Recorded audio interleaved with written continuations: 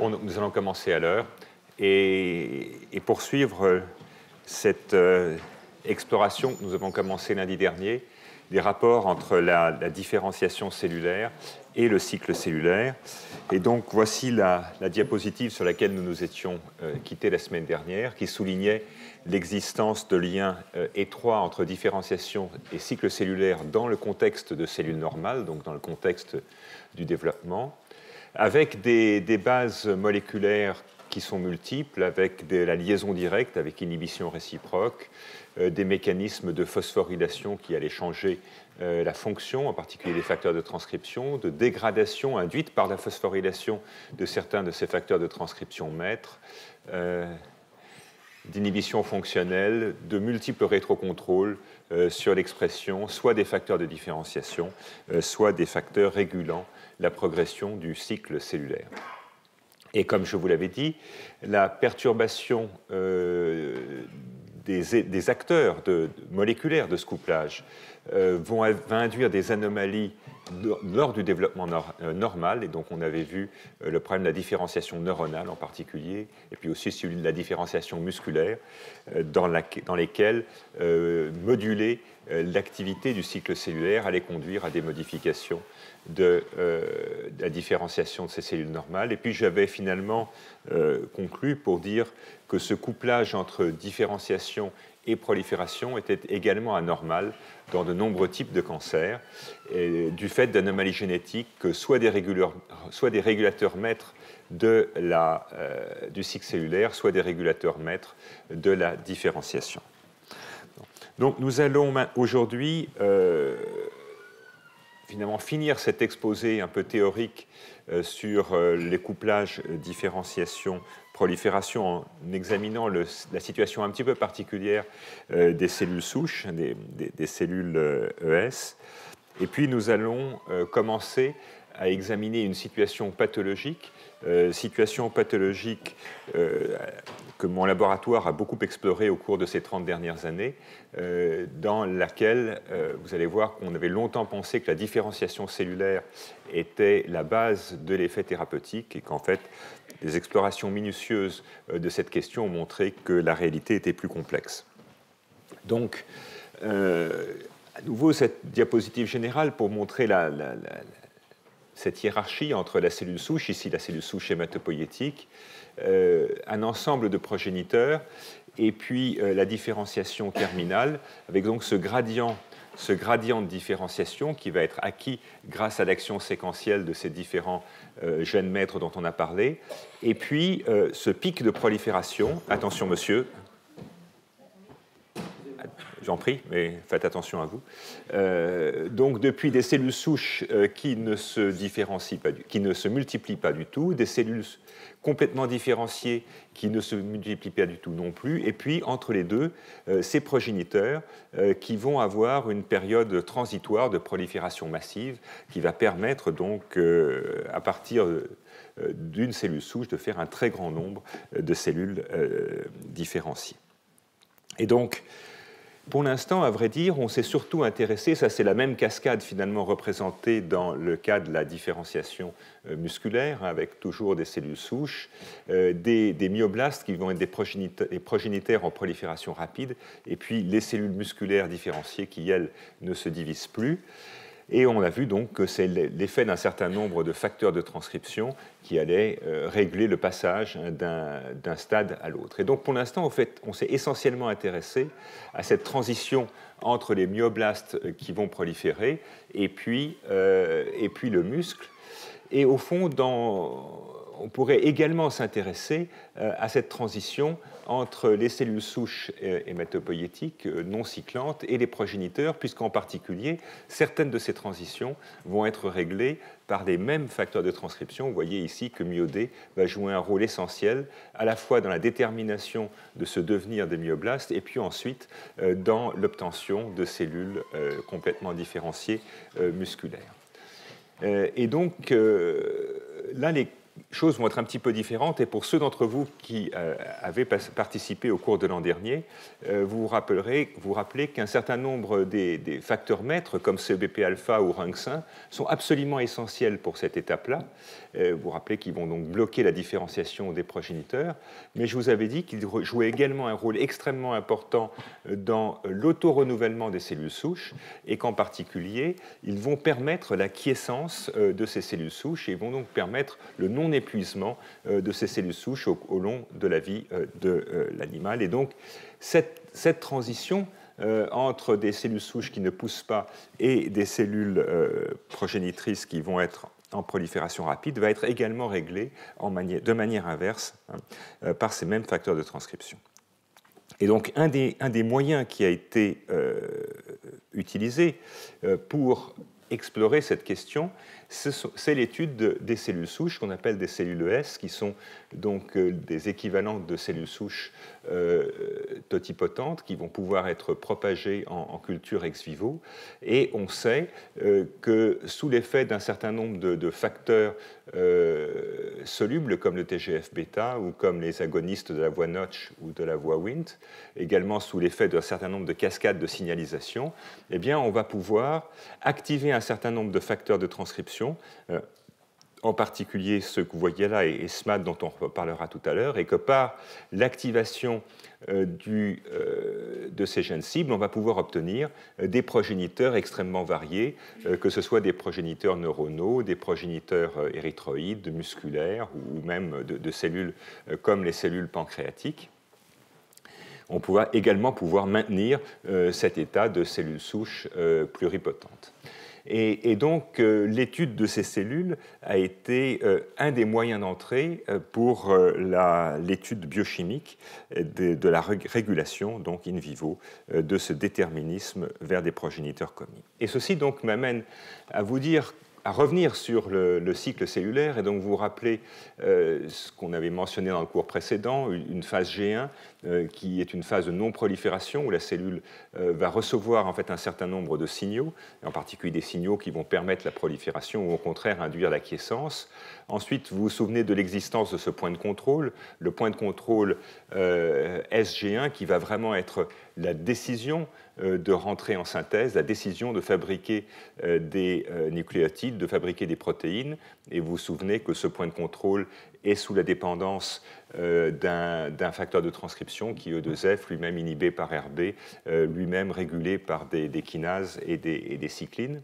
Ensuite, on a cette longue phase de synthèse de l'ADN et des protéines, le contrôle de qualité en G2, et puis finalement l'exécution de la division cellulaire dans la phase de mitose où on va séparer les protéines et le matériel génétique. Donc ça, c'est ce qui se passe dans des cellules normales, dans des cellules somatiques.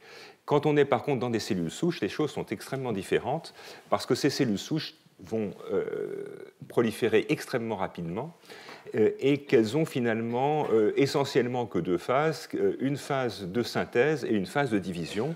Et en particulier, la phase entre les deux est celle où il faut prendre ou ne pas prendre cette décision de se diviser.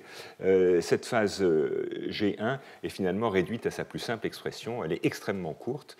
Et donc, on a des cellules qui, comme les toutes premières cellules de l'embryon, vont finalement se diviser tout le temps, simplement synthétiser, diviser, sans vraiment de possibilité de régulation. Et donc ces cellules vont être un moyen intéressant d'étude du déterminisme de la différenciation cellulaire. Alors, je vais essentiellement vous parler de deux articles publiés dans Cell. D'ailleurs, l'un de ces chercheurs participera au colloque de la chaire en 14 juin de cette année. Et donc, un des systèmes, en fait, pour pouvoir isoler très facilement et très brièvement, sans les altérer, ces cellules en fonction du stade cellulaire, a été d'utiliser ce système qu'on appelle le système Fuchs, qui est fondé en fait sur l'existence de protéines fluorescentes qui peuvent être rouges ou vertes, protéines qui sont, comme les cyclines, dégradées de manière séquentielle au cours du cycle cellulaire. Et donc, on va pouvoir, au sein d'une population, comme une population de S que vous voyez ici, voir les cellules rouges. Ces cellules rouges, dont vous voyez qu'elles ne sont pas du tout majoritaires, représentent en fait les cellules en phase G1. Donc, c'est la très courte phase G1. Et dans une expérience d'entrée dans le cycle cellulaire de manière forcée, vous voyez qu'on va avoir allumage de ces protéines rouges et puis très vite disparition. Et tout de suite après, c'est probablement une photo par heure, vous voyez, resynthèse de ces marqueurs de la phase S, comme cette protéine verte ici. Et donc ce système, en fait, ouvrait la possibilité de trier et d'isoler des cellules en fonction de leur stade dans la progression du cycle cellulaire pour voir ce qui allait leur arriver. Et donc ce qui allait leur arriver, c'était essentiellement de voir avec quelle facilité ou au contraire quelle difficulté elles allaient pouvoir se différencier, et se différencier soit en endoderme, soit en eurectoderme.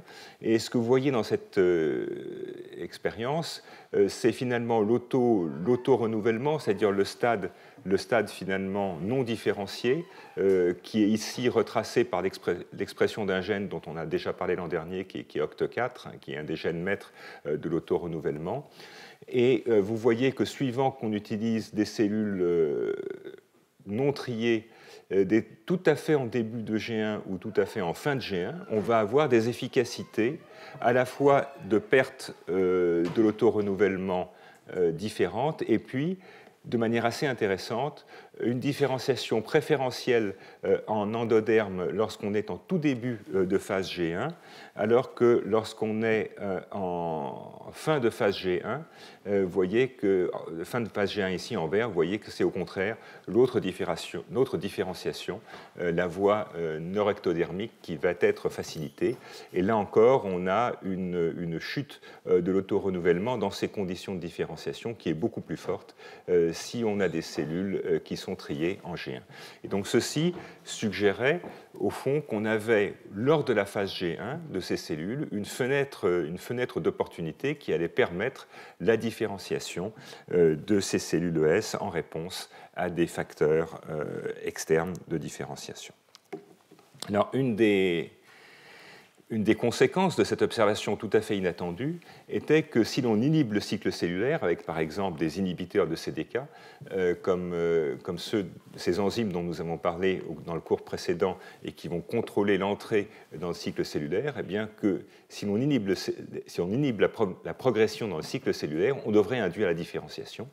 Et effectivement, en cherchant l'expression de marqueurs de différenciation pancréatique, comme la protéine PDX1, ou de marqueurs de différenciation vers la voie des hépatocytes, comme la production d'albumine, eh bien, on voit que le simple arrêt forcé de ce cycle cellulaire, de ces cellules ES, va induire la différenciation spontanée de ces cellules, simplement parce qu'on les a empêchées de cycler rapidement. Une autre expérience qui a été faite a été de surexprimer des cyclines comme les cyclines D. Et quand on surexprime dans ces cellules ES les cyclines D, quand on inhibe le cycline D ou quand on les surexprime, eh bien on va faciliter une des différenciations, la différenciation neurectodermique. Et donc ceci a conduit ces auteurs à montrer au fond que dans ce cycle extrêmement rapide de progression et de multiplication des cellules ES, on allait avoir juste après la mitose, en tout début de phase G1, une fenêtre d'opportunité vers une différenciation vers la voie endodermique, alors que si on se plaçait à la fin de cette courte phase G1, on allait avoir une possibilité de différenciation au contraire neurectodermique, et que ceci était lié en fait à un acteur clé de la signalisation du TGF-bêta qui sont les protéines SMAD. Ces protéines SMAD en fait vont se fixer directement au complexe cycline CDK4 cycline D, qui vont les phosphoryler et empêcher donc la fixation sur les gènes maîtres qui vont induire la différenciation endodermique. Et donc ceci représente un exemple tout à fait frappant de couplage entre le cycle cellulaire et la différenciation vers ces différents tissus.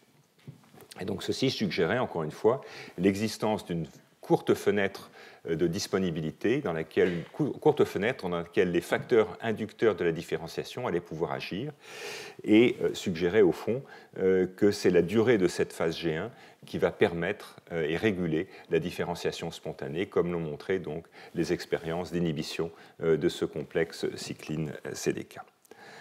Alors, de manière tout à fait symétrique, un autre groupe a réalisé une expérience tout à fait remarquable dans laquelle ils se sont intéressés non pas à la différenciation, mais à la perte de la pluripotence, qui a été appelée la dissolution de la pluripotence, qui va faire justement qu'on va bloquer l'autorenouvellement, la division symétrique finalement de ces cellules ES qui vont rester indifférenciées. Et alors cette dissolution de la pluripotence, elle peut expérimentalement être obtenue dans un certain nombre de conditions. La méthode la plus ancienne, c'est le traitement à l'acide rétinoïque, et on savait depuis déjà une quarantaine d'années que l'acide rétinoïque était un puissant signal de différenciation et que l'administration d'acide rétinoïque à des cellules ES allait changer, induire la différenciation et surtout altérer cet autorenouvellement et faire perdre cet état pluripotent de ces cellules ES, et puis inversement, enlever des facteurs nécessaires à l'autorenouvellement, comme le TGF-bêta dont on a parlé tout à l'heure, ou certaines formes, ou le basique FGF, va également induire la perte de cet autorenouvellement par l'intermédiaire de cascades de signalisation qui sont plus ou moins bien caractérisées. Et donc on savait toujours dans ce modèle que si on bloque la signalisation du TGF-bêta, si on bloque une voie de kinase qui est la voie des MEC, si on bloque également une autre cascade qui est la cascade en aval de la PI3 kinase, eh bien, dans tous ces cas de figure, on va perdre ce caractère pluripotent, ce caractère d'autorenouvellement de ces cellules ES. Et donc, comme bien entendu, ce groupe cherchait à faire une approche génétique de cette perte de pluripotence, eh bien, ils ont eu recours à un artifice. Et cet artifice, c'est de prendre au fond le promoteur d'un gène qui s'appelle NANOG. NANOG est un marqueur de l'état pluripotent de ces cellules ES. Et donc, quand une cellule exprime fortement NANOG, qui est couplée bien sûr à une protéine fluorescente, comme la GFP ici, et donc quand on a une cellule pluripotente, elle va être verte, et quand elle va perdre sa pluripotence, en particulier en réponse à tous ces signaux, eh bien, cette coloration verte va rapidement disparaître, et les cellules ne le seront plus. Et donc, dans ce contexte-là, on peut évidemment réaliser des analyses en cellules uniques, et on peut réaliser des analyses génétiques avec en particulier des bibliothèques de siRNA qui vont permettre de bloquer un très grand nombre de protéines du génome. Et ici, ces auteurs s'étaient focalisés sur un certain nombre de candidats a priori, bien entendu des facteurs de transcription, bien entendu des modificateurs épigénétiques, et puis également kinases et phosphatases et d'autres protéines impliquées dans la transduction des signaux. Et donc ça marche très bien. Voilà quelques éléments du crible. Donc le contrôle négatif, quand on ne fait rien et qu'on reste dans un milieu qui favorise l'autorenouvellement, eh bien, les cellules sont vertes. Si on enlève ici le TGF-bêta, ou si on bloque les cascades de signalisation, ou si on ajoute de l'acide rétinoïque, vous voyez qu'on va perdre la fluorescence verte au niveau de chaque colonie. Et puis, un certain nombre de gènes ont été identifiés, que vous voyez représentés ici.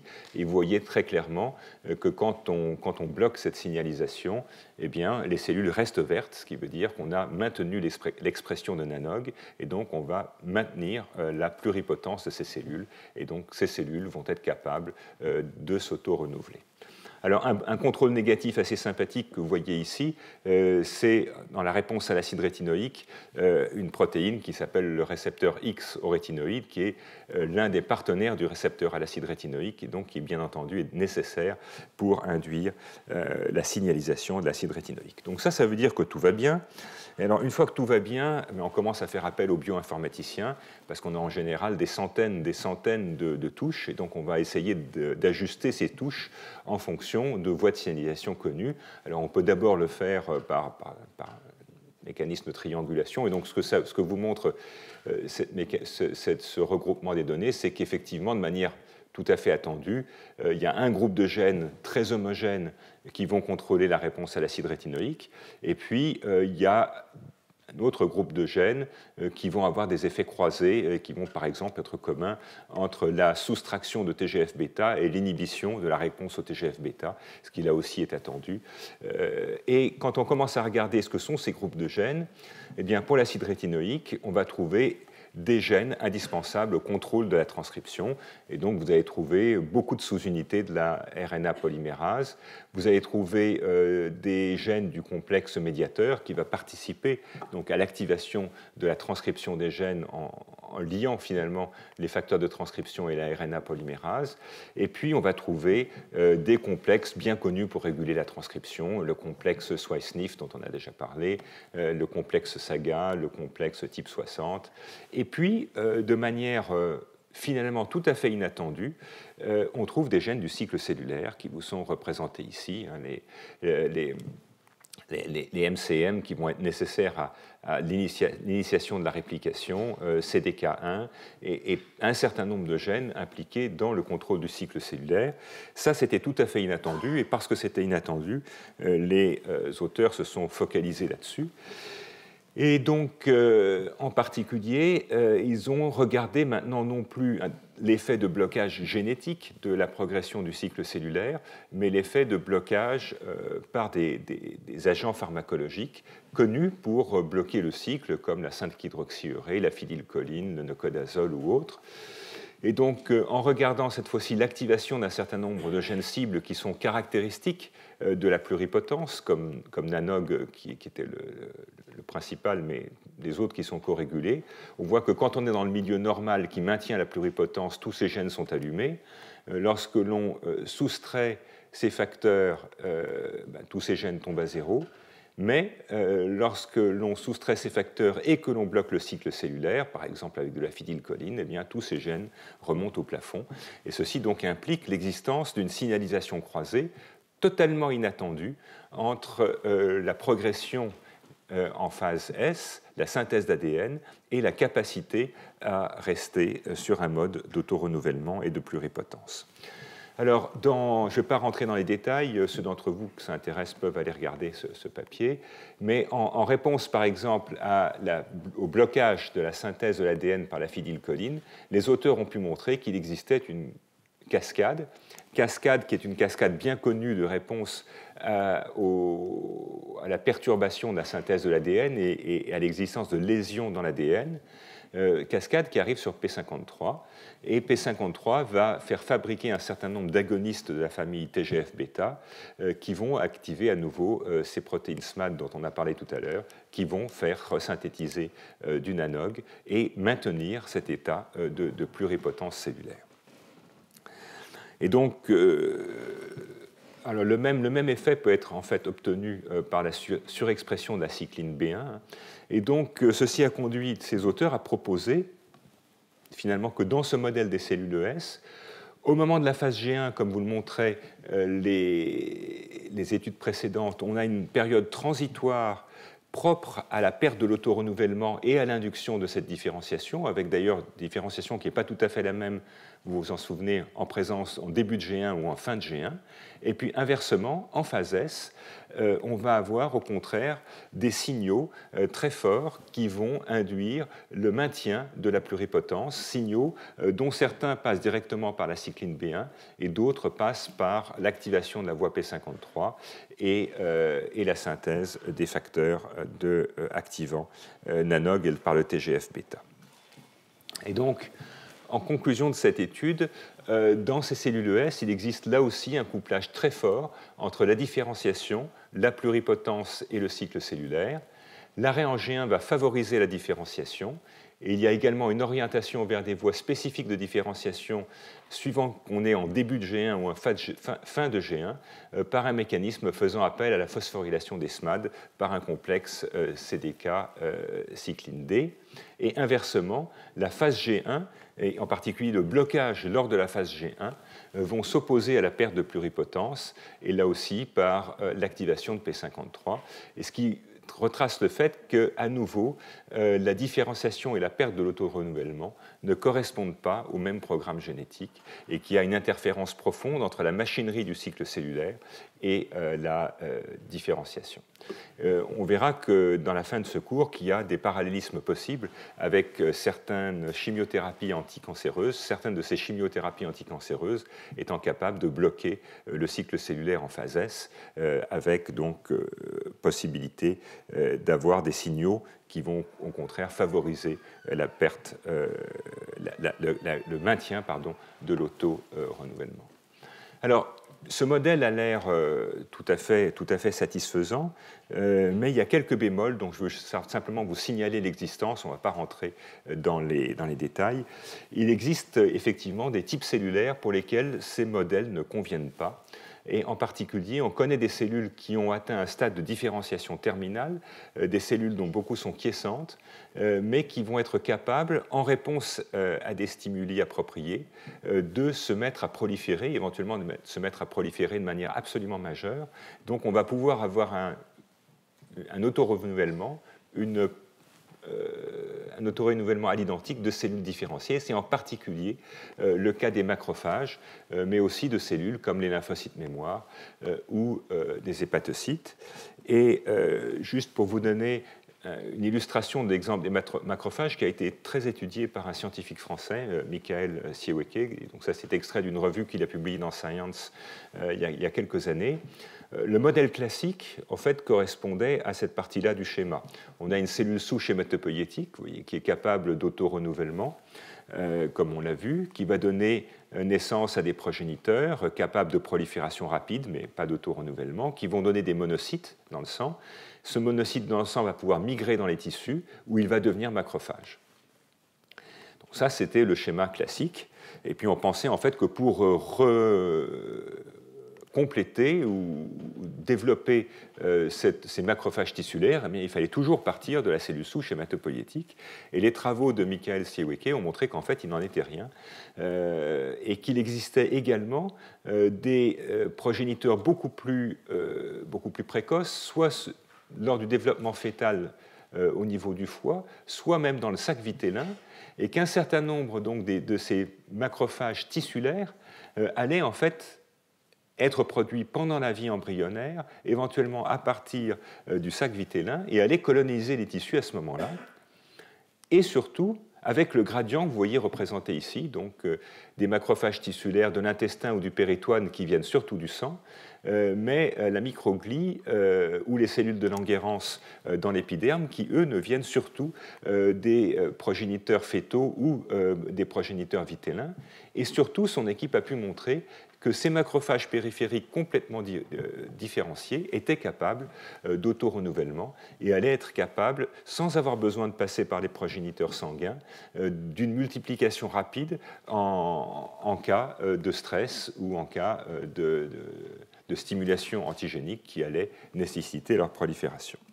Et dans un papier publié 1 an plus tard, dans Science, il a montré qu'en fait, ces gènes macrophagiques nécessaires à l'auto-renouvellement, donc ces gènes caractéristiques de macrophage dans son état d'auto-renouvellement, donc qui vont lui permettre de se multiplier très rapidement et avec une très grande amplitude, tout en gardant ces caractéristiques de cellules totalement différenciées, eh bien, les programmes génétiques sont les mêmes que ceux des cellules ES. Ces programmes génétiques, en fait, sont en général bloqués par un régulateur transcriptionnel qui s'appelle MAFB, et au moment où le macrophage va devenir va donner cette capacité d'auto-renouvellement, eh bien, MAFB va être transitoirement détruite, ou alors chez des souris pour lesquelles on a inactivé MAFB, ce programme n'est plus réprimé, et donc on va pouvoir réactiver exactement ce même programme dans lesquels des protéines que l'on connaît bien comme MYC ou KLF4 vont jouer un rôle essentiel, et ceci va donc permettre la multiplication rapide de cellules totalement différenciées in vivo. Bon, donc voilà, pour ceux d'entre vous qui êtes intéressés sur cette première partie du cours, voici quelques références que vous pourrez lire avec intérêt. Et puis j'attire votre attention sur le séminaire relatif à ce cours qui aura lieu le 14 juin. Alors, je vais maintenant embrayer la deuxième partie du cours d'aujourd'hui, dans laquelle nous allons prendre un exemple pratique, exemple sur lequel mon laboratoire a beaucoup travaillé, qui est des couplages finalement entre la différenciation cellulaire et la réponse thérapeutique, et vous montrer comment finalement, au cours des années ou au cours même des décennies, par une série de tâtonnements, on a pu passer d'un modèle dans lequel on pensait que la différenciation était maîtresse, était responsable de l'effet bénéfique de la thérapeutique, à des modèles plus complexes que je vous présenterai aujourd'hui. Donc, la biologie des leucémies, en fait, commençait largement en Europe et même peut-être dans le monde avec un clinicien, Jean Bernard, qui a commencé dès les années 60 à l'hôpital Saint-Louis, dans un bâtiment qui est situé par là, à monter vraiment ce qui a été le précurseur de ce qu'on appelle aujourd'hui la médecine translationnelle, de mettre dans le même bâtiment de recherche des cliniciens qui voyaient des malades et qui essayaient de comprendre quelque chose aux maladies auxquelles, à l'époque, on ne comprenait presque rien, et puis des biologistes, des immunologistes, des biologistes moléculaires qui ont cherché finalement à explorer ces maladies pour comprendre le mécanisme et éventuellement arriver à proposer des thérapeutiques. Et ces efforts ont été couronnés de succès avec la découverte et l'étude à Saint-Louis et ailleurs de translocation chromosomique qu'on a retrouvée dans un certain nombre de ces maladies et qui apparaissaient comme des signatures moléculaires de ces maladies et qui finalement, progressivement, ont permis de substituer un diagnostic qui était un diagnostic purement morphologique. On regardait la taille des cellules, on regardait leur noyau, on regardait leur cytoplasme, si c'était de telle ou telle couleur, à chercher ces signatures moléculaires, ces translocations, vous voyez, ces échanges de matériel chromosomique entre deux chromosomes pour lesquels, donc, à l'origine, dans une cellule normale, on a une paire de chromosomes normaux. Et après, dans le clone porteur de cette translocation, vous voyez qu'on va avoir maintenant deux chromosomes anormaux qui vont contenir du matériel génétique de chacun des chromosomes d'origine. Et ces travaux ont été menés, ont été initiés en fait au début des années 60, et les premières caractérisations moléculaires de ces translocations qui ont été réalisées au début des années 80 ont permis de montrer qu'il existait en fait deux types de translocations très schématiquement. Dans les leucémies aiguës de type lymphoblastique, donc qui vont toucher des précurseurs des lymphocytes, des cellules de l'immunité, on avait très souvent translocation entre un gène normal, non altéré dans sa structure, et un promoteur très fort, typiquement des promoteurs des gènes des immunoglobulines ou des promoteurs du récepteur T. Donc on allait, du fait de cette translocation, conduire à la surexpression massive d'une protéine qui normalement était exprimée à des taux extrêmement faibles. Le prototype de cette protéine, ça a été la protéine MYC. Dans le lymphome de Burkitt, on a une translocation qui conduit à la synthèse d'énormes quantités de MYC qui va être impliquée directement dans la translocation, dans la prolifération. Et puis un deuxième type de translocation a été identifié, qui sont des translocations dans lesquelles on a un gène de fusion, c'est-à-dire que de même qu'on a une information génétique qui rapporte deux séquences de deux chromosomes différents, ici on va avoir directement deux gènes différents, et ces deux gènes différents vont conduire à la synthèse d'une protéine de fusion qui va donc fonctionner un peu comme un message d'erreur informatique, un peu comme un bug, dans lequel on va avoir deux séquences d'informations normalement totalement séparées, qui se retrouvent artificiellement soudées l'une à l'autre et qui vont en fait conduire à des anomalies de la régulation de la cellule. Très schématiquement, ces gènes de fusion sont principalement retrouvés dans les leucémies aiguës myéloïdes, donc par exemple du côté des granuleux ou des macrophages. Et très schématiquement, encore une fois, on va avoir le plus souvent fusion, juxtaposition entre un régulateur maître de l'hématopoïèse, comme le gène RUNX1 dont on a parlé dans le cours précédent, avec des séquences qui sont des séquences responsables d'une répression transcriptionnelle. Et donc on va en fait, du fait de cette translocation, transformer un activateur qui allait donner un message positif en un répresseur qui va bloquer un message de différenciation et donc conduire à la prolifération cellulaire. Alors, ça, c'était la situation au début des années 80. Ça, voilà la situation dans les années 2010. Vous voyez qu'on en a trouvé, aussi bien pour les leucémies aiguës lymphoïdes que pour les leucémies aiguës myéloïdes, un très grand nombre. Pas toutes. Vous voyez que là, il y a une bonne moitié dans les leucémies aiguës myéloïdes pour lesquelles on ne connaît rien, mais on connaît toute une panoplie de translocations chromosomiques, dont certaines dont on a déjà parlé, comme AML et tau ou CBF-bêta MYH11, et puis une dont on va beaucoup parler, qui sont toutes les fusions avec les récepteurs à l'acide rétinoïque. Et on trouve à peu près la même disposition pour les leucémies aiguës myéloïdes, ce qui veut dire aujourd'hui qu'en hématologie moléculaire, on va définir une maladie non plus par son aspect morphologique, non plus par la coloration de ces cellules, mais par l'existence ou non d'anomalies moléculaires qui peuvent être des fusions, mais aussi des mutations ou d'autres types d'anomalies. Donc la leucémie aiguë premier-leucitaire, c'est une maladie décrite à la fin des années 50 par un clinicien norvégien, essentiellement sur la base d'une morphologie particulière et d'une évolution extrêmement rapide, évolution extrêmement défavorable, du fait, entre autres, d'une progression très rapide de la leucémie, c'est-à-dire que ce sont des cellules qui poussent vite, qui vont envahir très vite l'organisme, et puis aussi d'une maladie qui favorise des troubles de la coagulation, et beaucoup des patients, en fait, vont mourir d'hémorragie multiples, parce que ces cellules, en fait, en mourant, spontanément, vont relarguer dans la circulation des enzymes qui vont déréguler complètement les systèmes de coagulation et donc donner naissance à des tableaux complexes, vous voyez, severe bleeding tendency, avec un mélange de thrombocytopénie, de fibrinolyse, un syndrome qui n'est pas encore totalement exploré dans ses mécanismes, mais en tous les cas qui conduisait à une mort rapide, très rapide même. Et quelques années après, une grande cytologiste américaine, cytogénéticienne américaine, Janet Rowley, décrit dans le Lancet 2 patients qui présentent exactement la même anomalie chromosomique et qui avaient cette même maladie, et donc propose que cette translocation chromosomique soit la signature moléculaire de cette maladie. Et quelques années après, encore une fois, là on est au tout début des années 80, Theodore Breitman et Steve Collins, des collègues qui travaillaient au NIH à Bethesda, un petit peu par hasard, montrent que les cellules de patients atteints de cette maladie vont répondre à l'acide rétinoïque, hormone dont on va parler dans quelques minutes, qui était bien connue, entre autres, pour induire la différenciation des cellules ES, comme on l'a vu précédemment. Et donc, il montre que si on prend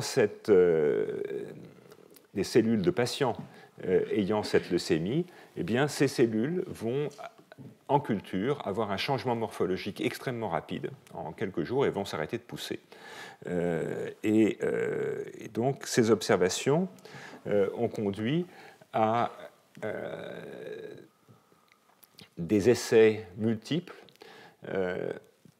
qui vont montrer en particulier, grâce à des essais chinois menés par Wang Zhengyi à Shanghai, une différenciation in vivo. Donc ça, ce sont des diapos historiques qui vous montrent ces cellules leucémiques qui vont se différencier.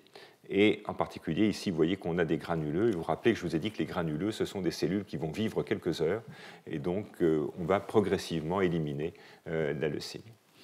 Alors, c'est un miracle, c'est malheureusement un miracle de courte durée, parce que la plupart de ces patients, en fait, vont rechuter, pour des raisons qui sont devenues claires après. Mais donc, on va avoir une phase transitoire d'élimination de la maladie, et puis la maladie revient. Et des cliniciens français, et en particulier Laurent Degausse, ont eu l'idée ensuite de combiner de la chimiothérapie qui avait été mise au point justement par Jean Bernard au début des années 70, qui était capable de guérir un petit nombre de malades avec de l'acide rétinoïque. Et là, on va arriver à obtenir un nombre très significatif, d'à peu près 70% de guérison, cette fois-ci, de de cette maladie. Alors, quelques diapos, encore une fois, historiques, mais qui montrent bien ce que ça donne. Voilà des cellules leucémiques d'un patient de Saint-Louis. Vous voyez, elles sont toutes les mêmes. Après 1 mois de traitement, gardez ça en mémoire, c'est un élément important. Donc, 1 mois de traitement, c'est-à-dire en fait beaucoup plus de temps qu'il ne faut pour vraiment différencier. On va avoir des cellules qui maintenant sont toujours des progéniteurs, mais déjà bien différenciées. Vous voyez, avec des noyaux qui sont en forme de fer à cheval, qui traduisent la différenciation, un cytoplasme beaucoup plus grand. Et si on attend encore 1 mois de plus, là on voit revenir une moelle normale, et le clone leucémique a complètement disparu.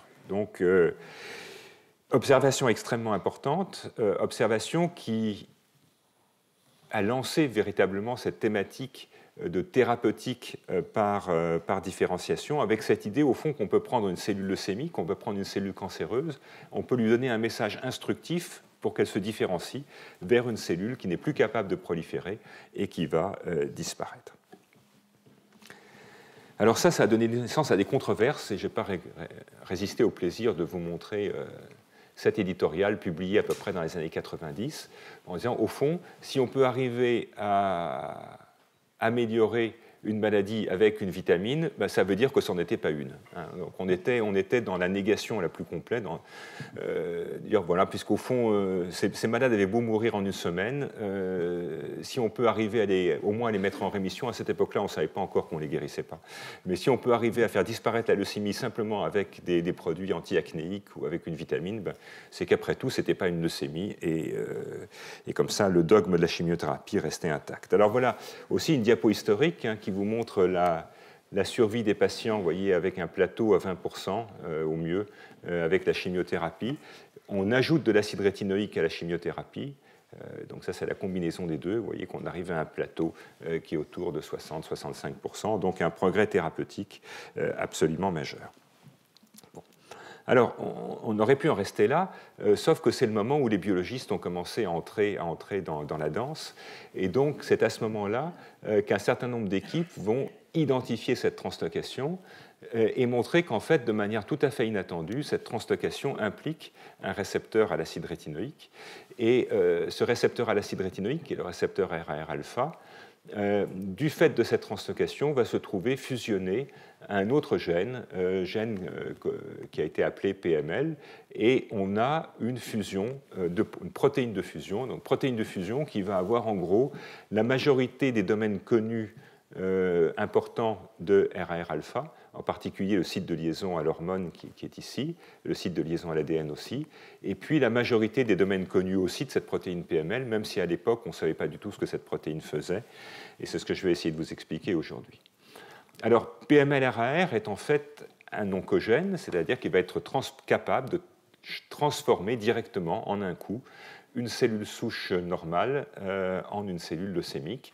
Et donc, si on fait une souris transgénique avec PML-RAR, elle va développer une leucémie.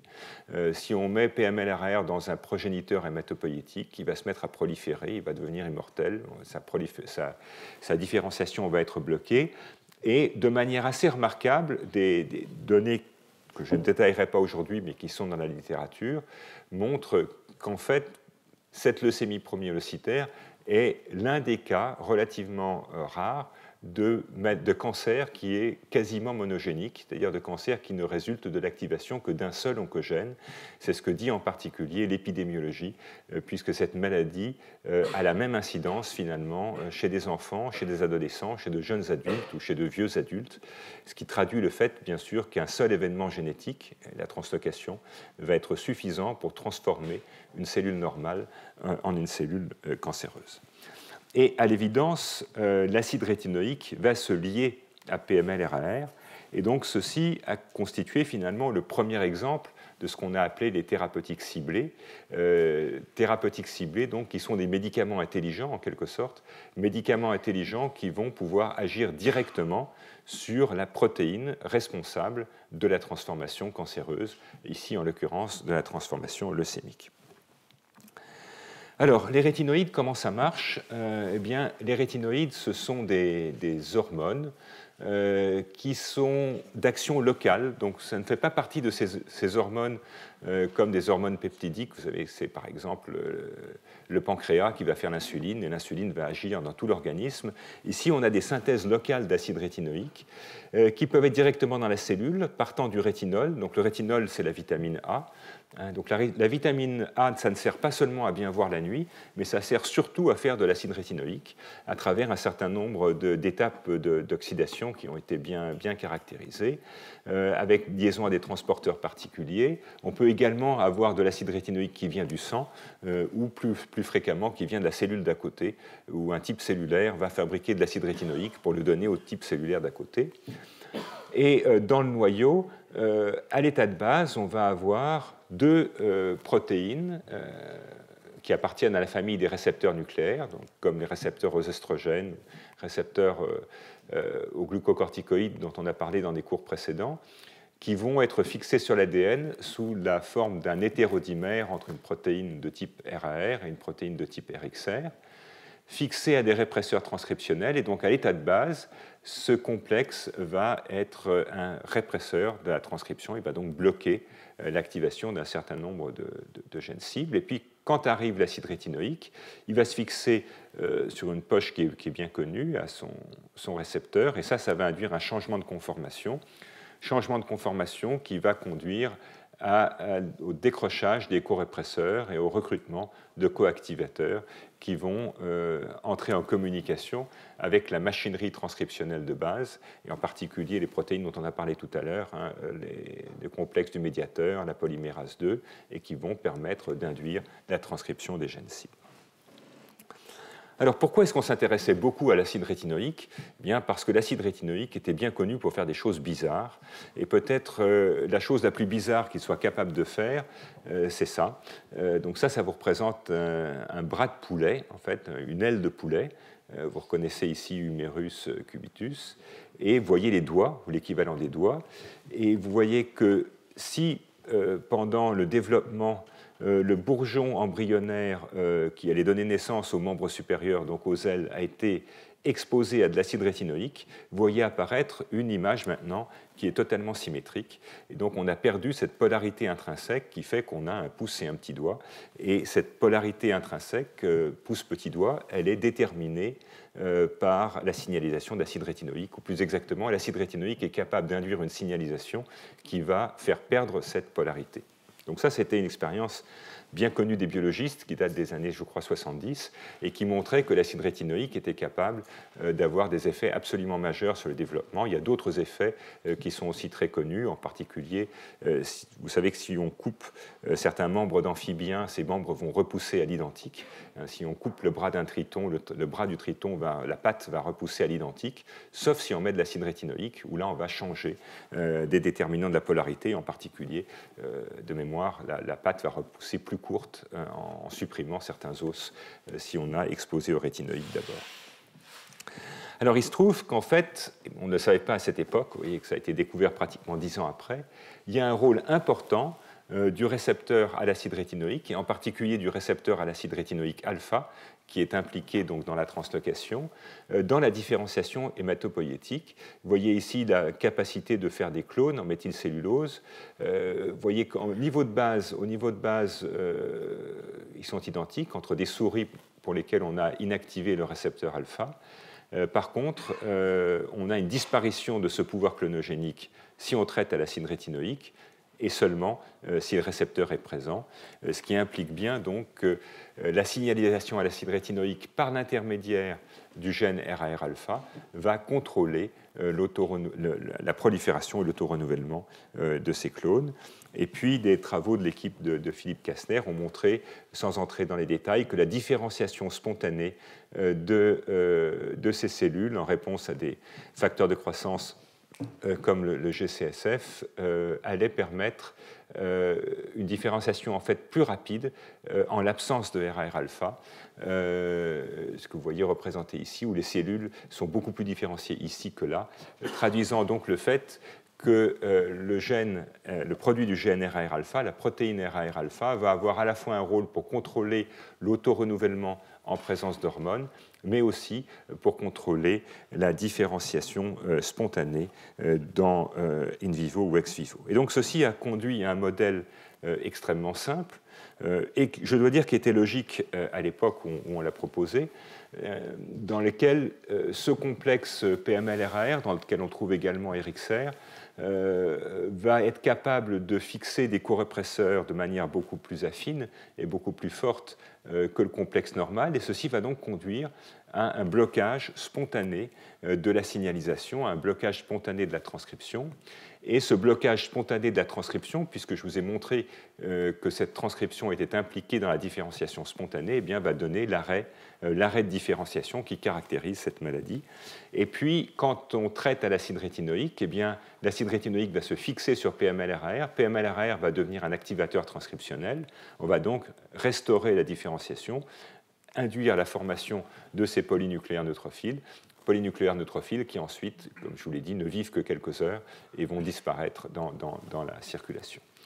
Donc ça, c'était finalement un très beau modèle. C'est d'ailleurs pour ça qu'il est passé immédiatement dans tous les livres pour les étudiants, parce que c'était simple à comprendre, que ça avait l'air logique, et que ça représentait finalement le premier exemple d'une thérapeutique transcriptionnelle active, et également le premier exemple d'une thérapeutique agissant par différenciation. Et quand on y réfléchit, au fond, ce modèle ressemble beaucoup à ce qui est bien connu dans le traitement des cancers du sein, par exemple des cancers du sein avec surexpression du récepteur aux oestrogènes. On sait que dans cette maladie, on a une signalisation œstrogénique qui est trop forte, et donc on traite cette maladie avec des anti-hormones, avec des inhibiteurs de l'hormone. On va donc avoir une thérapeutique antitranscriptionnelle où on va bloquer l'activation des gènes cibles. Et on a exactement la même chose dans le cancer de prostate, dans lequel on a une signalisation androgénique spontanée qui est exagérée, qui est trop forte, et on traite avec des anti-hormones qui vont bloquer l'activation des gènes cibles et donc réduire la prolifération. Ici, c'est exactement l'inverse. On a à l'état de base un récepteur qui est en position off, en quelque sorte, et on va essayer de restaurer son activité en donnant l'hormone et en induisant la différenciation. Bon. Alors, ce qui a été proposé dans d'innombrables revues, c'est donc le blocage, cette fois-ci, de la différenciation au stade de progéniteur. On va en quelque sorte remonter, si vous voulez, ici, de l'état complètement différencié à un état de progéniteur. Donc, on bloque la différenciation et on va se retrouver dans une situation d'une cellule qui, normalement, dans l'organisme, va se mettre à proliférer et que cette prolifération va ensuite favoriser la survenue de mutations supplémentaires qui vont permettre de passer à l'état leucémique. Sauf que je vous ai expliqué qu'en fait, dans cette maladie, on est souvent monogénique, donc on n'avait pas besoin d'invoquer l'existence de ces mutations supplémentaires. Mais quand même, tout allait très bien. Tout allait très bien, sauf que quand on a commencé à fouiller, là, ça n'allait plus du tout, et c'est ce que je vais vous expliquer, en soulignant l'importance d'être in vivo. Et on a vraiment commencé à comprendre un peu mieux la physiopathologie de cette maladie lorsqu'on a arrêté d'étudier des lignées cellulaires et lorsqu'on est passé chez l'animal. Et quand on dit chez l'animal, c'est essentiellement chez la souris. Et donc quand on a commencé à fabriquer des modèles de souris dans un certain nombre de laboratoires dans le monde, on s'est aperçu que ça collait beaucoup moins bien. Alors pourquoi ? Parce que les lignées sont évidemment très commodes. On n'a pas à remplir des tonnes de formulaires pour l'expérimentation animale. On n'a pas de cas de conscience. Mais la physiologie qu'on en sort est évidemment extrêmement artificielle parce que le micro-environnement, les interactions cellulaires, le taux d'oxygène, tout ça est complètement faux. Et donc, quand on commence à regarder dans la physiologie fine, les informations qu'on va en sortir sont extrêmement approximatives. Et donc, ces modèles in vivo, c'est-à-dire encore une fois les organismes modèles, la souris, le poisson zèbre, la mouche, etc., ont d'abord massivement été utilisés, bien sûr, dans l'étude du développement, puis massivement dans le cancer et maintenant dans les phénomènes de neurodégénérescence pour lesquels, encore une fois, les conditions normales de la vie d'une cellule, les interactions cellulaires sont absolument indispensables pour pouvoir comprendre quelque chose à ce qui se passe. Et je crois que dans le cours de l'an dernier, j'avais détaillé une partie des technologies nouvelles qui ont été mises au point et qui permettent en particulier l'activation ou l'inactivation d'un gène dans des conditions données, y compris in vivo, y compris dans des tissus spécifiques, spécifique. Et il faut donc savoir que tout ceci est possible maintenant techniquement, mais avec un coût important et avec également des contraintes de temps, car ces expériences prennent beaucoup de temps. Alors, qu'est-ce que finalement ces approches nous ont appris? Eh bien, elles nous ont appris finalement un certain nombre de changements de paradigme sur lesquels je vais rapidement vous montrer les quelques expériences clés qui nous ont conduit à penser que le modèle de thérapeutique transcriptionnelle, le modèle de thérapeutique par différenciation, était en fait qu'une approche assez superficielle de la réalité. Alors, la première chose, c'est que chez l'animal, on a pu trouver un certain nombre de découplages entre différenciation et réponse clinique. En d'autres termes, on a réussi à trouver des situations dans lesquelles on avait une différenciation cellulaire qui était importante, qui parfois était même totalement identique que ce qu'on avait dans les situations normales, sauf que ça ne conduisait pas à la régression de la maladie. Alors, ceci vous est représenté ici sur une photo que j'ai prise d'une revue récente.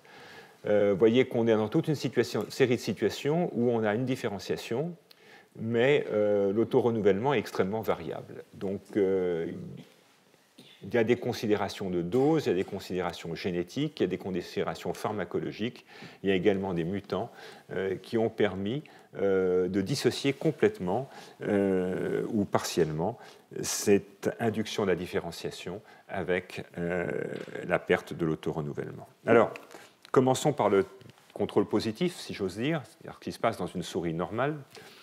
Eh bien, dans une souris normale, on a une leucémie, donc vous voyez des cellules toutes identiques, toutes très immatures. On traite à l'acide rétinoïque, on va induire une différenciation. Vous voyez ces noyaux creux qui apparaissent. Ça, c'est le signe de la différenciation myéloïde qui commence à se produire. 3 jours. Et puis, une semaine, on a une moelle normale qui réapparaît. Une moelle normale, c'est comme une société, elle doit être diverse. Donc, on a des cellules de tout type. On a des granuleux, mais on a aussi des lymphocytes, des érythroblastes et autres. Et puis, quand on fait la mesure moléculaire de la charge tumorale, c'est-à-dire quand on va chercher la présence du gène de fusion PML-RAR, eh il est bien sûr présent au départ puisque la souris est leucémique, mais au bout d'une semaine, eh bien, il a largement disparu. Bon, donc on a eu un effet différenciant et on a eu aussi un effet antileucémique. Bon. Alors là, les choses commencent à se compliquer dans un autre fond génétique. Donc ça, ce sont les translocations variantes qui représentent à peu près 1% des cas de leucémie. Donc, on a toujours le gène du récepteur à l'acide rétinoïque, mais on a un autre gène en amont qui s'appelle PLZF. Et cette fusion PLZF-RAR, couplée d'ailleurs à la fusion inverse, va donner une maladie qui est une leucémie aiguë myéloïde. Quand on traite à l'acide rétinoïque, on voit une belle différenciation. Et vous voyez que cette fois-ci, on est à 12 jours. Et puis, on peut aller jusqu'à 20 jours. Ça ne changera pas. En d'autres termes, on a gardé l'induction de la différenciation, mais on n'a pas la deuxième phase. On n'a pas la deuxième phase, c'est-à-dire qu'on n'a pas la disparition du clone et on n'a pas le retour de la moelle normale. Et effectivement, quand on fait de la biologie moléculaire, eh bien, on voit que ces cellules différenciées, elles sont toujours leucémiques. En d'autres termes, on a fait la moitié du travail. On a réussi à induire la différenciation cellulaire, mais on n'a pas réussi à induire la disparition de la maladie. Et donc, en fait, on a simplement changé le phénotype de la maladie, c'est-à-dire que la souris ne va pas mourir d'une leucémie indifférenciée, elle va mourir d'une leucémie différenciée, mais elle va mourir toujours. Elle va mourir leucémique. Bon. Donc ça, c'était un argument extrêmement fort pour dire que ce n'était pas la différenciation qui était suffisante pour guérir. Bon. Et puis, des expériences un petit peu plus fines, dans lesquelles on a commencé à regarder des choses qui n'avaient jamais été bien regardées chez l'homme, où on a commencé à regarder l'effet de la dose. En particulier, on a fait un essai qu'on peut appeler un essai de clonogénicité, dans lequel on va prendre une souris leucémique, on la traite, par exemple 3 jours, on va prendre ses os, on va récupérer la moelle, et cette moelle, qui contient ou pas des cellules leucémiques, on va la réinjecter dans une autre souris et on va voir donc s'il restait ce qu'on va appeler des cellules souches clonogéniques, donc des cellules qui vont être capables de relancer la maladie, de réinitier la maladie, ce qu'on appelle en anglais des leukemia initiating cells. Et puis, on a fait des choses très simples, qui étaient des essais de dose. Donc, et ce qu'on voit, c'est qu'il y a un effet drastique de la dose. Donc ça, c'est si on ne fait rien, vous voyez que la souris va mourir en un peu plus que 20 jours. Si on traite avec des faibles doses d'acide rétinoïque, elle va mourir un peu plus tard, mais elle ne sera jamais guérie. Si on traite avec des doses intermédiaires, on va en guérir certaines, mais pas toutes. Et puis si on met des concentrations extrêmement fortes, on va arriver à guérir, enfin à éradiquer les cellules clonogéniques. Alors ça, c'est extrêmement important parce que finalement, ces expériences-là, alors ce que j'ai oublié de vous dire, c'est que dans les 3 cas de figure, la différenciation est la même. Donc ça veut dire que là encore, on a un découplage entre l'effet immédiat pro-différenciant et l'effet antileucémique. Alors ceci est très intéressant au niveau clinique parce qu'en fait, la dose clinique qui est utilisée chez l'homme, elle est à peu près à ce niveau-là. Donc ça explique peut-être pourquoi est-ce qu'on n'arrivait pas à guérir les patients. Et une étude américaine a utilisé une nouvelle forme de vectorisation de l'acide rétinoïque, dans ce qu'on appelle des liposomes, qui permettait d'avoir de l'acide rétinoïque à très très forte concentration dans les cellules. Et à ce moment-là, on est passé de là à là. C'est-à-dire qu'on a réussi, avec de l'acide rétinoïque tout seul, sans chimiothérapie, à guérir un certain nombre de ces patients. Pas tous, mais un certain nombre. Et puis inversement, et c'est plus ennuyeux, on est passé aussi de là à là. Et en particulier, des essais cliniques qui ont été menés en Chine, qui étaient des essais de désescalade, ont cherché à diminuer la dose en disant finalement, si on met 5 fois moins, ça différencie tout aussi bien. Donc si on en met 5 fois moins, les malades se sentent un peu mieux, parce qu'ils n'ont pas quelques petits effets secondaires de l'acide rétinoïque. Et donc en passant de là à là, on s'est aperçu que finalement les malades rechutaient beaucoup plus, puisqu'on n'avait en fait pas changé tellement la différenciation, mais on avait par contre massivement changé la disparition des cellules initiatrices de leucémie. Bon, et puis, dernier exemple, alors là, c'était une dissociation pharmacologique. On compare finalement l'acide rétinoïque naturel, celui qui est utilisé chez les patients, et celui qui est capable d'induire des rémissions, avec d'autres types de rétinoïdes, qui sont des rétinoïdes synthétiques. Et ce que l'on voit, c'est qu'au fond, l'activation transcriptionnelle ou l'induction de différenciation ex vivo sont essentiellement les mêmes. Jusque-là, tout va bien. Par contre, quand on va regarder maintenant le pouvoir clonogénique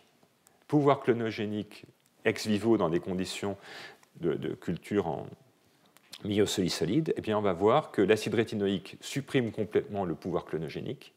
Par contre, les dérivés synthétiques le touchent à peine et on va avoir des cellules clonogéniques bien qu'on ait affaire à des cellules complètement différenciées. Donc ça, c'était une observation absolument majeure qui montrait de manière indiscutable que finalement, réactivation transcriptionnelle, différenciation, ce n'était pas la même chose que de toucher à la capacité de prolifération et à la capacité d'induction de ces clones, qui finalement est une copie des cellules initiatrices de leucémie in vivo. Alors ça, d'ailleurs, ça explique un détail historique intéressant. C'est qu'au fond, on peut se demander pourquoi est-ce que les études cliniques chinoises ont été les premières à donner des résultats cliniques positifs. Eh bien, c'est parce qu'évidemment, avec l'idée de la différenciation, un peu tout le monde l'avait eue, et elle avait été évaluée en Europe et aux États-Unis avec les produits qui étaient disponibles sur le marché, des produits qui étaient principalement des produits contre des formes cutanées, contre des atteintes cutanées, en particulier des produits anti-acnéiques ou contre certaines formes de rhumatisme. Et en fait, ces produits qui avaient été testés en Europe, aux États-Unis et puis aussi au Japon, c'était en fait des molécules de ce type-là. Et quand on regarde en fait de très près les descriptions cliniques de ces essais, on s'aperçoit qu'il y avait de la différenciation, mais par contre, il n'y avait pratiquement rien sur le pouvoir clonogénique. Et nos collègues chinois en fait, n'avaient pas, pour des raisons économiques, accès à ces produits. En gros, ils ne pouvaient pas acheter ces produits chez Roche parce qu'à l'époque, ils n'avaient pas suffisamment d'argent. Et donc, ils ont fabriqué eux-mêmes le dérivé naturel qui était relativement simple à préparer chimiquement. Et donc, l'acide tout-trans, lui, a permis d'avoir des essais cliniques avec différenciation et avec perte du pouvoir clonogénique et a donc conduit à cette révolution thérapeutique qui a été l'obtention de ces premières rémissions complètes chez l'homme par ces traitements de rétinoïdes. Bon, donc, une première conclusion extrêmement importante et qui en fait est l'un des points centraux du cours de cette année, c'est que la différenciation n'est pas suffisante pour assurer la rémission. Et ce qui immédiatement nous a amené à nous poser la question suivante, eh bien, si ce n'est pas la différenciation, alors qu'est-ce que c'est? Quelle est la base de l'éradication de la maladie chez ces patients? Et ceci nous a amené, en fait, on y est arrivé par l'intermédiaire d'une approche, d'une question de mécanisme, au fond. C'était est-ce que c'est l'activation transcriptionnelle ou est-ce que c'est la dégradation qui est importante? Et ceci, en fait, est passé par l'analyse menée en collaboration étroite avec des collègues chinois, Chen Su de l'université de Chiaotong, d'un autre produit dont il avait été montré là aussi en Chine qu'il est capable d'induire des rémissions cliniques. Et ce produit, c'est l'arsenic. Et ce que vous montre cet exemple, c'est qu'en fait, l'arsenic, ça fait pratiquement la même chose que l'acide rétinoïque. Et ça, c'est in vivo, c'est chez les patients. Et vous voyez que, peut-être avec un tout petit retard de quelques jours, mais on a une différenciation, passage de ces formes très indifférenciées à des formes complètement différenciées, c'est-à-dire, au fond, exactement ce qui avait été vu pour l'acide rétinoïque, et encore peut-être plus rapidement. Et par contre, ce que les travaux chinois avaient montré, eh bien, c'est que l'arsenic est beaucoup plus efficace. Il est beaucoup plus efficace puisqu'on arrive, un peu comme l'acide rétinoïque, à 95% de rémission complète, c'est-à-dire qu'on va arriver à une phase où la maladie disparaît. Mais je vous ai dit qu'avec l'acide rétinoïque, la maladie disparaît et puis elle revient, dans l'immense majorité des cas. Mais par contre, avec l'arsenic, elle ne revient pas, et elle ne revient pas dans 70% des cas avec du traitement à l'arsenic seul, en monothérapie, sans chimiothérapie, sans rien d'autre. On va guérir les malades. Et ça, c'était vraiment tout à fait extraordinaire. C'est peut-être l'exemple le plus frappant d'un médicament anticancéreux capable de guérir seul une maladie. Donc, je vous ai dit qu'in vivo, on avait bien de la différenciation, mais ce que nous avons vu à ce moment-là, très rapidement, c'est qu'en fait, l'arsenic n'avait aucun effet sur la signalisation par le récepteur de l'acide rétinoïque. C'est-à-dire que le modèle d'activation transcriptionnelle nécessaire du récepteur était là pris en défaut, puisque l'arsenic n'active pas le récepteur à l'acide rétinoïque. Et donc, il fallait trouver autre chose. Et cette incompatibilité avec le modèle transcriptionnel a été une des raisons pour lesquelles un certain nombre d'équipes, dont la mienne, se sont vraiment accrochées pour arriver à comprendre ce qui se passait exactement. Et donc, une des choses qui a été vue assez vite, c'est qu'en fait, acide rétinoïque et arsenic sont capables d'induire la disparition de cette protéine PML-RAR que vous voyez ici, disparition qui est obtenue in vivo, qui est obtenue aux concentrations thérapeutiques, et donc qui avait et avec une cinétique extrêmement rapide, et qui avait donc tous les prérequis, au fond, pour être éventuellement participé au mode d'action. Il faut bien comprendre que dans ces années-là, vous voyez, c'était il y a 20 ans, à l'époque, la dégradation des protéines, ça n'intéressait strictement personne. Et quand nous avons proposé que cette dégradation pourrait être la base de l'effet thérapeutique, ce qui, au vu de cette expérience, semblait relativement évident, puisque c'était la seule propriété partagée entre l'acide rétinoïque et l'arsenic, ça a fait rire beaucoup de gens, tellement à l'époque, l'idée, où on est encore dans l'époque du règne de la transcription, où le changement ne pouvait passer que par l'induction de ce changement de l'expression des gènes, et l'idée un peu saugrenue que de détruire une protéine pouvait avoir un effet quelconque avait été jugée par certains quasi obscène. Bon. N'empêche que c'était la seule chose partagée, c'était la seule propriété partagée entre l'acide rétinoïque et l'arsenic. Donc très rapidement, sans entrer dans les détails, ce que mon équipe, et en particulier Junsu, qui est dans l'auditoire aujourd'hui, et Valérie Lallemand, qui est ici au collège, ont pu montrer, c'est que l'acide rétinoïque se fixe sur la poche de liaison à l'hormone de la partie normale de RAR-alpha, et que ça va, par l'intermédiaire d'un changement de conformation, conduire au recrutement du protéasome et à l'induction d'une dégradation par le protéasome. Je vous rappelle que le protéasome, c'est la poubelle qui va détruire les protéines usagées, les protéines dont on ne veut plus. C'est le camion à ordures universel qui va tout prendre et tout casser. Et ça, en fait, c'est un mécanisme que nous avons été les premiers à décrire pour les récepteurs nucléaires dans le cas du récepteur RAR-alpha, mais dont il a été très vite montré qu'il était absolument général à tous les récepteurs nucléaires. Et il va en fait être, c'est un système de rétrocontrôle négatif qui est même partagé par la plupart des facteurs de transcription. Un grand spécialiste de la transcription chez la levure disait que les activateurs transcriptionnels sont des kamikazes. Ils viennent au combat, ils ne reviennent jamais. Donc l'activateur va aller sur l'ADN, il va remplir son rôle une fois, deux fois, et puis après il va être détruit, et c'est un autre qui va venir à sa place.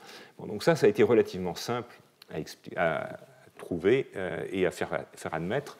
L'autre partie a été beaucoup plus complexe, je ne rentrerai pas dans les détails, mais ce que nous avons pu montrer, c'est que l'arsenic se fixe ici sur un point spécifique d'un des doigts de zinc de PML, va induire toute une cascade assez complexe d'événements biochimiques qui ont été caractérisés, et quand même à la fin va recruter le protéasome et va induire la dégradation. Donc c'est un exemple tout à fait extraordinaire, je crois,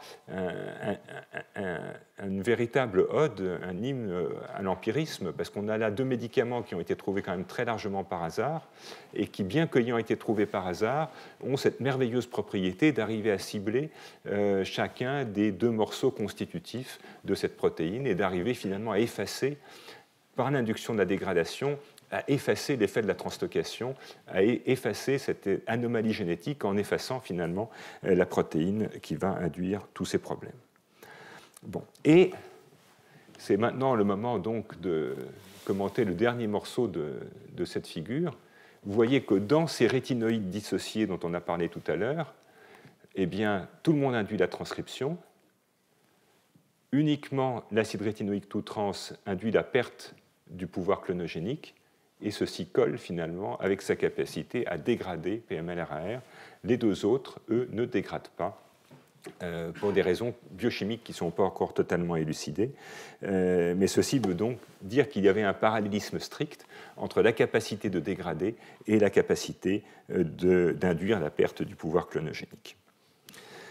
Alors, une manière un petit peu détournée d'étudier l'effet de la perte de la protéine a été finalement de s'intéresser à ce complexe dont je vous ai dit qu'il y avait un dimère en fait, de PML-RAR, puisque PML est une protéine capable de former des dimères. Il y a un domaine d'interaction par hélice hydrophobe, ce qu'on appelle un domaine coil-coil ici dans PML.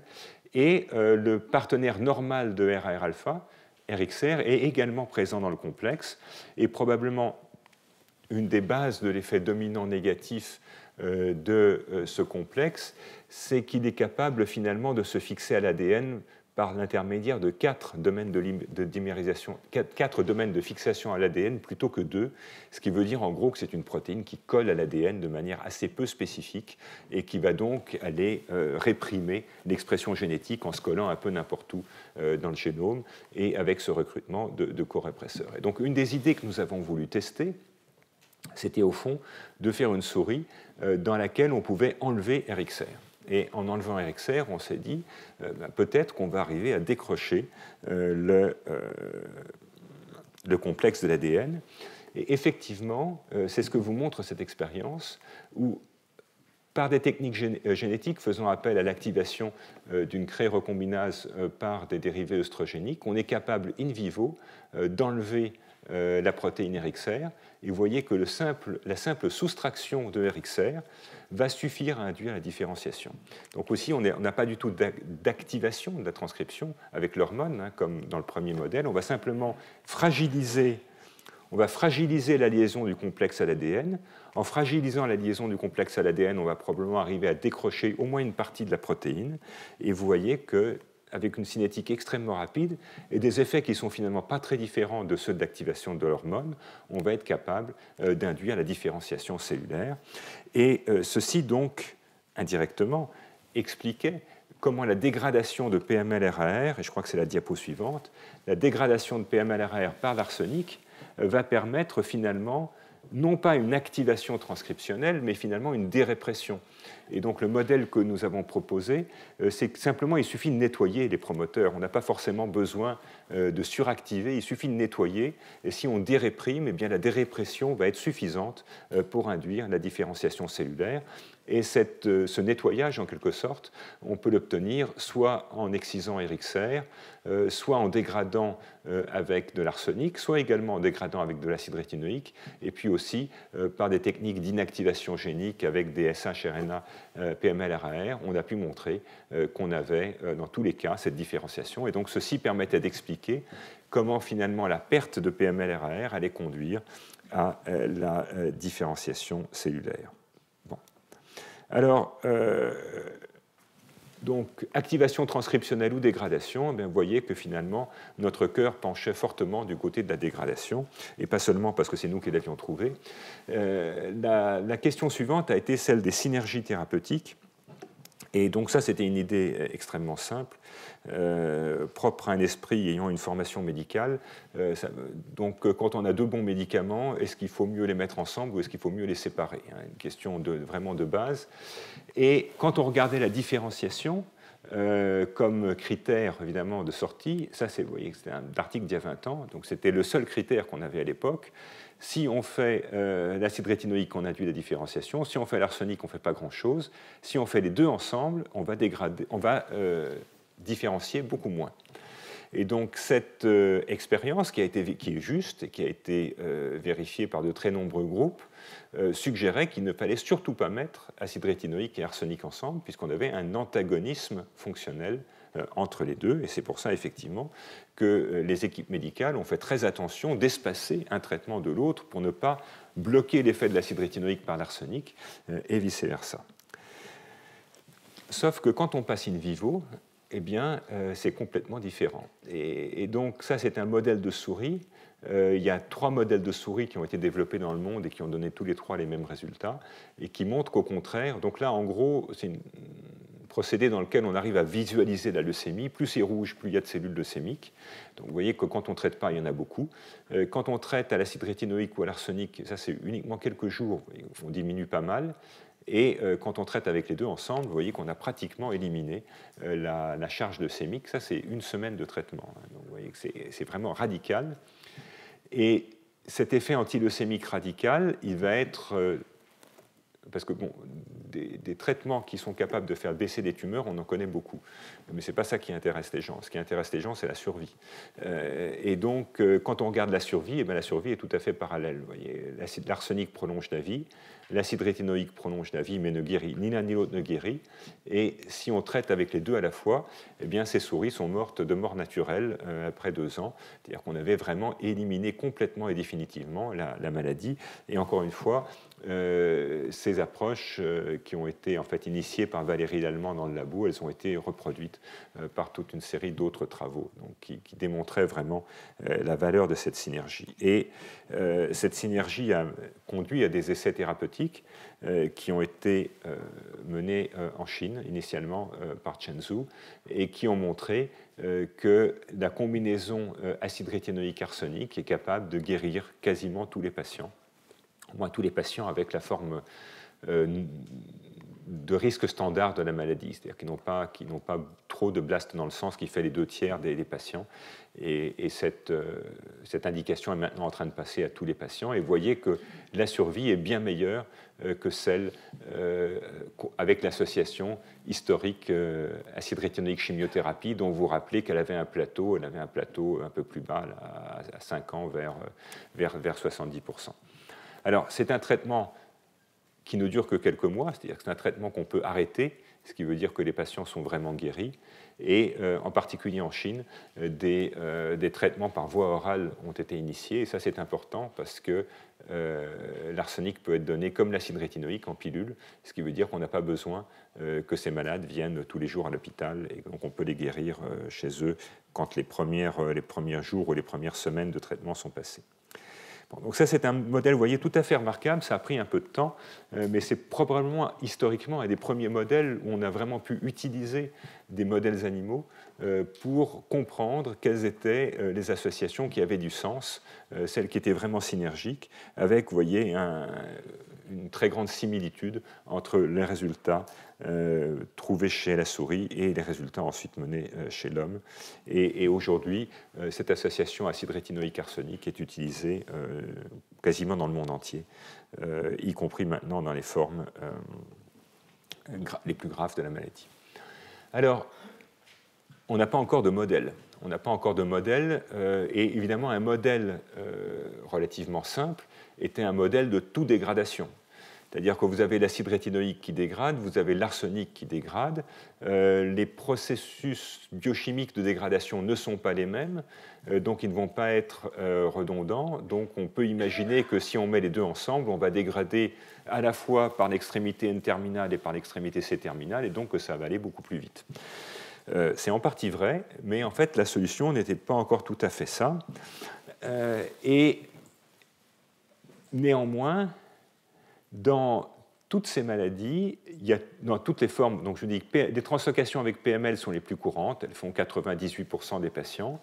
Il y a des variants dont on a parlé avec PLZF qui fait 1%, et puis après il y a d'autres formes extrêmement rares, quasiment anecdotiques de la maladie, qui ont été décrites avec d'autres partenaires, mais il y a toujours RAR au centre de l'initiation de la maladie. Et donc une des questions qu'on s'est posées, c'était de savoir si au fond, est-ce que l'initiation de la maladie et la réponse thérapeutique répondent exactement au même processus? Et on va voir que la réponse, c'est pas tout à fait.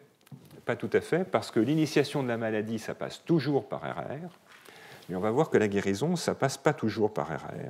Et en particulier, c'est ça qui explique cette différence entre les formes de bon pronostic avec PML et les formes de mauvais pronostic avec PLZF, dont vous vous souvenez qu'elles ne répondaient jamais. Et donc ceci nous a amené à nous intéresser aux partenaires. Et en fait, on savait, dans beaucoup de ces maladies avec translocation chromosomique et protéines de fusion, que les deux partenaires sont importants. Et les deux partenaires sont importants, et en général, les deux partenaires sont importants parce qu'on a un double effet dominant négatif, c'est-à-dire si on a une fusion A-B, on va avoir un effet de la fusion AB à la fois sur la fonction de A et sur la fonction de B. En général, quand c'est associé à des cancers, des effets défavorables sur la fonction de A et des effets défavorables sur la fonction de B. Et au fond, c'est un petit peu ce qui se passait là, puisque des études datant déjà pour certaines d'il y a 25 ans montraient que la protéine PML était capable de créer des sous-domaines nucléaires que vous voyez représentés ici en microscopie électronique, qui sont des cavités. Et ces cavités qu'on voit aussi ici dans une cellule normale qui se présente comme des petits ballons à l'intérieur du noyau, qui va qui va changer des modifications post-traductionnelles d'un certain groupe de protéines. On ne va pas rentrer dans les détails, mais ce qui est très important, c'est qu'on savait que PML contrôle la fonction de P53. P53, toujours le même, hein, la protéine qui contrôle la réponse au stress, la protéine qui contrôle dans certains cas la vie ou la mort, qui va contrôler le vieillissement, celle qui fait blanchir les cheveux, enfin qui a toutes sortes de propriétés. Et en particulier, les effets de sénescence, c'est-à-dire de vieillissement cellulaire accéléré de P53, aussi par une modification de la fonction de E2F dont on a parlé dans le cours précédent. Et très vite, il a été montré que PML-RAR était capable de désorganiser ces structures. Voilà une cellule normale, à peu près n'importe quelle cellule normale, et voilà une cellule leucémique.